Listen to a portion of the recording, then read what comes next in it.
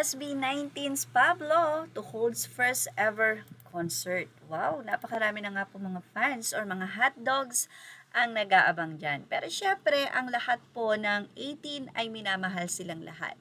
Magandang araw, narito po ang pinakabagong balita sa mundo ng SB19 OPM at P-pop. Isang bagong milestone ang nakatakdang abutin ni Pablo, ang leader ng SB19. Matapos niyang ihayag ang kanyang kauna-unahang solo concert na may title na The Middle. Ayon sa ulat, gaganapin ito sa July 17, 2026 sa Crossroads Center sa Quezon City. Ang konsyerto ay inihahandog ng 1Z Entertainment at itinuturing na simula ng panibagong yugto sa kanyang solo music career. Ibinahagi ni Pablo na malalim at personal ang konsepto ng The Middle. Aniya, bilang isang middle child, matagal niyang iniiwasang maging sentro ng atensyon. Kahit bilang solo artist, aminado siyang minsan ay kino-question niya kung karapat-dapat ba siyang tanggapin ang lahat ng tagumpay na kanyang natatamo. Ngunit sa kabila ng kanyang mga pagdududa, sinabi niyang panahon na upang harapin ang kanyang mga pangamba. Ayon sa kanya, ang pagtayo sa gitna ay hindi upang higitan ng iba o magpasikat, kundi upang yakapin ang kanyang layunin bilang isang musikero at inspirasyon sa kanyang mga taga-suporta. Dagdag pa niya, kung nais niyang ipaalala sa iba ang kanilang halaga, kailangan din niyang paalalahanan ang kanyang sarili na mayroon din siyang sariling halaga.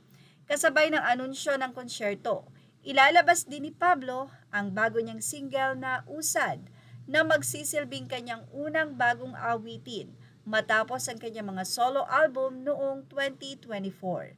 Inaasahang tampok sa konsyerto ang mga bago niyang kanta, mga paboritong awitin ng mga tagahanga at isang mas personal na pagtatanghal na magpapakita ng kanyang paglalakbay bilang solo artist. Samantala, magsisimula ang bentahan ng ticket sa July 9. So bukas po yan, kung saan ay may iba't ibang ticket tiers na may kasamang eksklusibong merchandise para sa mga dadalo at manunood.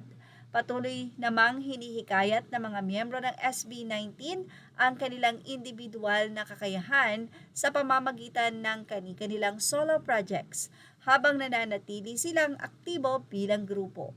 Marami rin na ring tagahanga ang nagpahayag ng kanilang suporta at pananabik para sa makasaysayang unang solo concert ni Pablo.